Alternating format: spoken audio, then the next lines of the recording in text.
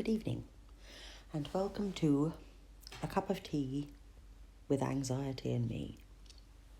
This is what we're going to call some of these entries, episodes, whatever you want to call them. I'm not going to let this go cold. I have let 3 cups of coffee go cold today, and it's really starting to get on my nerves. So anyway, I was meant to go to this vegan meetup thing last night, and I got my nails done. They look quite good. Quite pleased with them. They're like chocolatey, browny, pretty, lovely.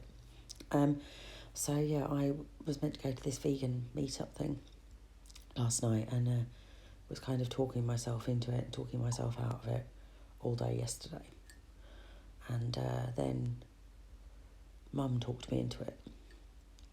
So I was sort of getting ready and had a shower and tried to put some makeup on and tried to find some clothes that I didn't look completely hideous in, which I failed at. And then drove there, and all the way there was kind of, I could hear this mental chatter reminding me of what it was like when I used. And because I was going to a town where I used to do all my using, and a pub where I used to do all my drinking for many years, and a town where I would always go and buy my drugs. So it was quite difficult, and I kind of found myself running through in my head what I would be doing, what I would have been doing, who I would have been calling, where I would have been going, which cash point I would have been getting money out of, and all that. And then I got there and I kind of drove past and looked in, and it wasn't busy, if I'm honest, but there was more than 3 people in there, so it kind of, I felt it was too busy. And there was some guy, I saw him stand up in the window as I drove past, and to be fair, I was doing like 20 miles an hour, and I glanced, so it could have been anyone, but I kind of thought that he could have looked like someone that I might have known at some point, maybe. So that freaked me out. And then I drove around the block and parked and sat in my car for sort of 10-15 minutes trying to tell myself to go in, and I couldn't do it, so I came home. So, and as soon as I was back here and on the sofa, I was fine, but I felt so ill when I was there and on the way there, and I had a banging headache, and I felt awful. It was horrendous. So socialising is not for me. We knew that anyway. I knew that. I knew I didn't want to go, but I feel like I should be doing these things, and people tell me that I should be doing these things, and I just don't want to. And it's very difficult. It's very difficult when you feel like, are made to feel like you should be doing something in particular. And society tells you, and your family tells you, and your doctor tells you that these are the things that you need to be doing. And I suppose if everybody says it, they must be right. I just don't feel the need. And I realise that because I have no friends, and I'm not married, and I have no boyfriend, and I don't want a boyfriend, and I will never get a boyfriend, that I will die alone. And I've kind of accepted that. You know, it is what it is. It's a bit sad, but it's better than being surrounded by people that you don't like, I suppose. I'd rather be alone with animals than be surrounded by people that I don't like. So, there we go.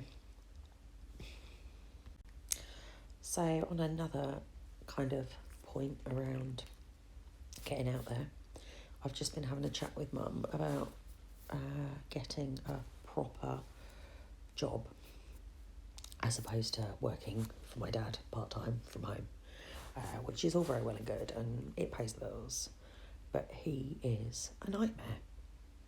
I mean, impossible.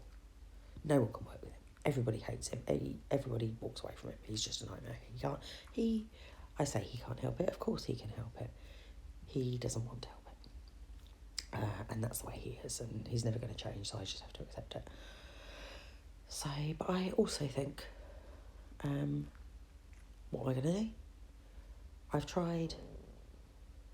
had proper jobs in the past. Most of my jobs have been with horses, but that was a long time ago, and I'm too fat and unfit and out of touch to get involved with horses now. And the equine industry is soul destroying and poorly paid and corrupt and just a load of old bollocks, basically. So that's not really an option. And I'm not qualified to do anything else. I have no real experience, current, relevant, recent experience doing anything else. I have no real computer skills. I mean, I can get by on a computer, but I'm not capable by any stretch of the imagination. And I have no interest. I've worked in a supermarket, 2 supermarkets now, one when I was 16 and one a couple of years ago, and no fucking way am I doing that again. It was horrific.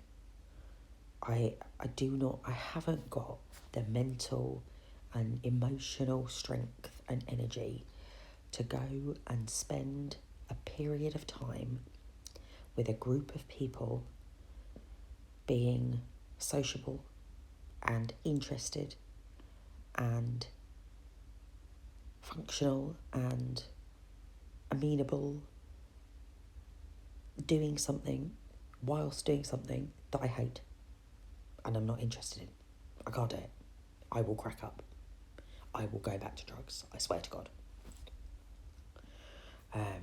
So I would rather have a meltdown every couple of days about my father being an arsehole and struggle through that than go and find a actual job. I know this is not a real solution, and I'm trying to kind of think of what I can do from home as well for myself, so that I am finding an income of my own. I don't know. I'm trying to think about what I want to do, really, with my life. All I really want to do is have an animal sanctuary and save animals and look after animals. That's all I want to do. But unfortunately, that does not make money. And you need money for that. You can't just create that out of thin air, and you can't just do that. You have to have money because the animals that are going to come in are going to have problems with them. There's going to be vet bills. There's going to be feed bills.